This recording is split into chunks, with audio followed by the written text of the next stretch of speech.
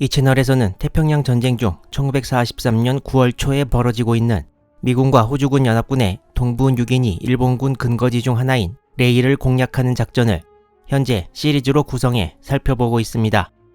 1943년 9월 4일에 호주군 9사단 2개 여단 병력과 미군 1개 연대 병력이 레이 동쪽 약 27km 지점 해안에 상륙해 서쪽으로 진격할 채비를 갖추고 있고, 다음 날인 9월 5일에 레이 서쪽에 위치한 나드잡을 점령하기 위해 미군 503 낙하산 보병연대 병력이 강화한 것을 지난 영상에서 다루었는데요. 강화하는 과정이나 강화 예정지에서 일본군이 미군을 공격하지는 않았지만 503 낙하산 보병연대의 강화 과정에서 사상자가 발생했습니다. 기록에 의하면 강화 개시 직전 C-47 수송기에 탑승한 공수부대원 중 한 명이 기내에서 아마도 긴장감으로 인해 기절하는 바람에 강화하지 못했다고 합니다. 일단 한 명 빼고 전부 강화를 시작하긴 했는데 그중 2명이 낙하산이 펴지지 않아서 그대로 떨어져 목숨을 잃었습니다. 강화 지역의 사진을 보면 이렇게 나무들이 많이 있는 것을 볼 수 있는데요. 공수부대원 중 한 명은 낙하산이 나무에 걸렸고 이후 18m 아래의 땅으로 떨어져 전사했습니다. 503 낙하산 보병연대 병력이 약 2,000명 정도 된다는데 그중 강화 시의 사고로 인한 전사자는 3명밖에 없었지만 낙하산 고장이 누구에게 걸릴 것인지는 알 수 없기 때문에 강화 과정 자체도 목숨을 걸고 하는 것임에는 틀림없는 것 같습니다. 이외에 착지 과정에서 부상을 입은 병사는 33명이었다고 기록되어 있습니다. 당시 강화가 이루어진 이 지역은 그냥 맨 땅이 아니고 미군 및 호주군 기록에 쿠나이 그레스라고 불리는 긴 풀이 많이 자란 지형이었는데요. 이것 때문에 부대가 이동하기도 어려웠고 그동안 쓰지 않았던 나드잡 활주로를 이 풀이 덮어서 전부 없애버려야 활주로를 가동시킬 수 있는 실정이었습니다. 그리고 나드잡 강화와 관련해 어느 시청자분이 댓글을 달아주신 것이 있는데요. 메가더 장군이 강화에 따라가서 기내에서 찍은 사진이 있다는 내용이었습니다. 저번주 영상을 만들 때는 제가 그 사진을 안 찾고 그냥 지나갔었는데요. 바로 이 사진입니다. 역시 메가더 장군답게 사진도 아주 임팩트 있게 찍으셨는데요. B-17 폭격기 기내에서 찍은 사진인데 앞만 봐도 비행 중에 찍은 건 아닌 것 같고 지상에서 찍은 것 같은 느낌이 들긴 합니다. 나드잡 강화와 관련해 메가더 장군의 다른 사진을 더 찾지는 못했습니다. 저 사진과 관계없이 실제로 나드잡까지 간 것은 맞습니다. 지난번 영상에서 나드잡에 강화하는 미군과 호주군 병사들과는 별개로 찔리찔리에서 출발해 육로를 통해 마캄강 남한까지 접근하고 공수부대의 강화에 맞춰 마캄강을 건넌 다음 합류하는 부대가 있다고 말씀드렸습니다. 728명으로 이루어진 이 호주군 부대도 9월 5일 아침 강화가 개시될 때 마캄강을 건너 진출하기 시작했습니다. 여기 보이는 사진은 1943년 당시 마캄강 어느 지역을 찍은 것이라고 하는데요. 기록에 의하면 이 호주군 부대가 건너기로 되어 있던 지역의 마캄강은 강폭이 65m에 유속도 빨라서 결코 쉽지만은 않은 도하작전이었지만 조랭 중령 휘하의 이 부대는 강을 무사히 건너고 부교까지 만드는 데 성공합니다. 이 사진은 1943년 9월 5일 당시 랭 중령 휘하의 호주군 부대가 마캄강을 건너 미군 공수부대와 합류하기 위해 가는 것을 찍은 것입니다. 당시 드랍존 상공에는 B-17 폭격기가 보급 물자를 떨어뜨리면서 올데이 하루 종일 상공에 떠 있었다고 기록되어 있는데요. 이 사진도 B-17 혹은 다른 항공기에서 찍은 것이 아닌가 생각됩니다. 사진을 보시면 아래쪽에 병력들이 모여 있는 것처럼 보이는 것이 있고 이동하는 병력들 그리고 위쪽에도 마캄강을 건너고 있는 병사들의 모습이 보입니다. 호주군 이외에도 원주민 수송원 수백 명이 같이 마캄강을 건넜고 이 지역에 진흙탕이 많아서 진격에 시간이 걸리는 바람에 오후 5시 45분이나 되어서야 선발대가 나드잡 활주로 부근에 이르렀습니다. 이 호주군 부대는 쉬지 않고 9월 5일 밤에 미군과 함께 활주로 작업에 들어가게 됩니다. 이 지도는 지난번에도 보았던 9월 5일 나드잡 지역의 강화 작전 지도인데요. 강화 후 503 연대의 3개 대대는 신속히 움직여서 1대대가 동쪽으로 이동해 나드잡의 활주로를 장악하고 활주로에 C-47 수송기가 내릴 수 있도록 보수를 하기 시작했습니다. 미군의 작전 계획에 따르면 503 연대 2대대와 3대대는 각각 지도에 표시된 위치를 점령해서 활주로로 접근하는 루트를 차단하게 되어 있는데 이것이 9월 5일 밤까지 이루어진 것으로 보입니다. 이렇게 9월 5일에 레이 서쪽 작전은 연합군이 작전 목표를 성공적으로 달성했습니다.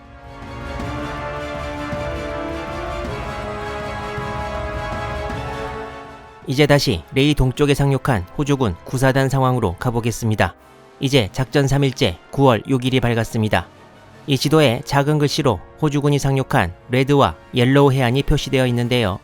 대부분이 레드 해안에 상륙했고 옐로우 해안에 상륙한 부대가 구사단 20여 단의 13대대입니다.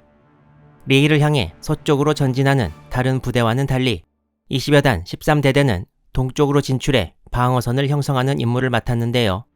여기서 멀리 떨어진 동쪽 끝 해안에도 일본군이 주둔하고 있기 때문이었습니다.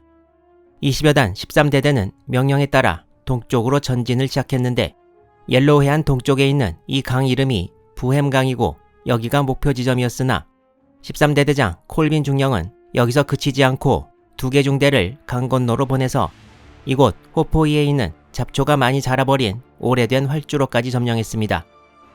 호주군 구사단 20, 24, 26여 단 중 20여 단과 26여 단이 9월 4일에 상륙했는데 이 중 26여 단의 23대대가 9월 6일에 이곳 VM강 인근 지역에서 정찰병으로부터 일본군 중대병력이 접근한다는 보고를 받고 곧 교전을 시작했습니다. 지난번에도 언급했지만 호주군 구사단 26여 단에는 23, 24, 48에 3개 보병대대가 있고 20여 단 소속은 13, 15, 17대대입니다. 여단 마크 안의 숫자는 제가 임의로 집어넣은 것입니다. 그리고 같은 날 오전 10시 30분에는 20여 단 17대대가 이쪽 인근에서 일본군의 박격포 공격을 받고 16명의 사상자가 났습니다.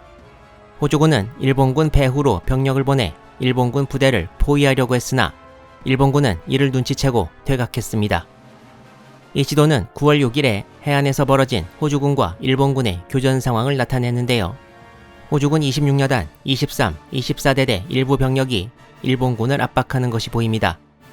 이때 일본군 병력은 약 80여 명이었던 것으로 추정되고 있습니다. 곧 벌어진 전투에서 일본군은 호주군의 공격으로 20여 명의 전사자가 났고 호주군은 2명의 일본군이 수류탄을 꺼내 스스로 목숨을 끊었다고 기록하고 있습니다. 호주군 기록은 여기서 일본군이 클래스핑 그러네이즈 투 데어 체스트, 수류탄을 가슴에 끌어안았다, 뭐 이런 말인데요. 수류탄 신관부를 철모에 찍은 다음에 움켜쥐고 터뜨리는 방법이 영화 이오지마에서 온 편지에도 묘사되어 있습니다. 이건 예전 영상에 들어갔던 사진인데 배경은 1943년 1월 분하고나 탈환전이고요. 호주군을 피해 바다에 들어간 일본군 병사가 수류탄을 철모에 찍는 장면입니다. 이렇게 80여 명 중 20여 명을 잃은 일본군은 나머지 60명이 레이 쪽으로 퇴각했는데 지도에 보이는 분가강 하구에서 또다시 호주군과 교전이 벌어집니다. 9월 6일 오후 2시경 여기서 일본군이 소수의 호주군을 향해 공격을 가해왔는데요. 일본군은 결국 공격에 실패하고 호주군도 4명이 전사하는 피해를 입습니다. 여기서 또 하나 일본군의 특이한 점을 호주군이 기록해 놓은 것이 있는데 일본군은 항상 공격을 개시할 때 나팔을 불고 함성을 지르면서 돌격해왔고 이건 오히려 호주군이 일본군의 공격 시점과 방향을 미리 알아차리고 대비하는 데 도움이 되었다고 합니다. 일본군은 레이 방향으로 다시 퇴각했고 호주군도 동쪽으로 물러났습니다. 호주군의 진격을 지체시키려는 일본군의 노력은 큰 성과를 못 거두었습니다.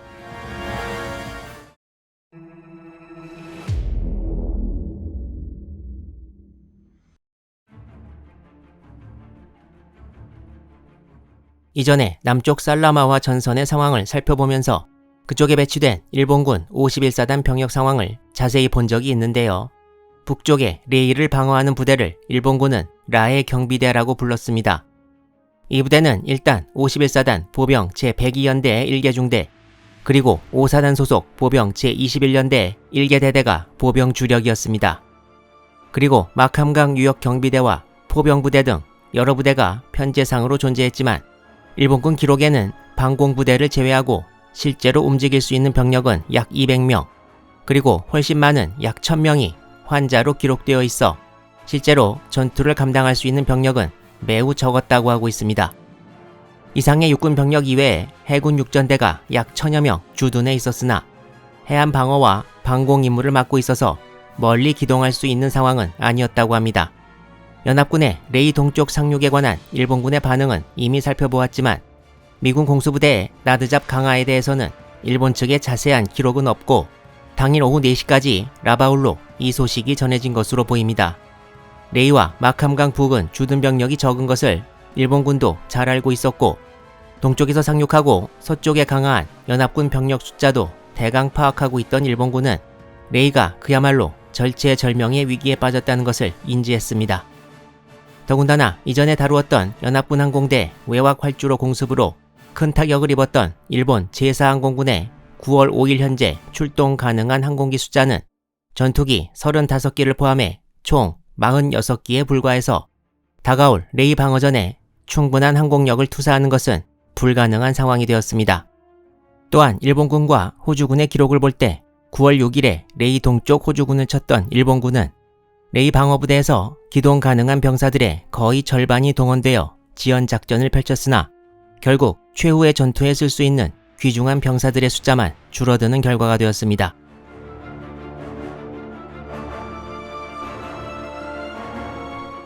레이 서쪽 나드잡 지역의 9월 6일 상황입니다.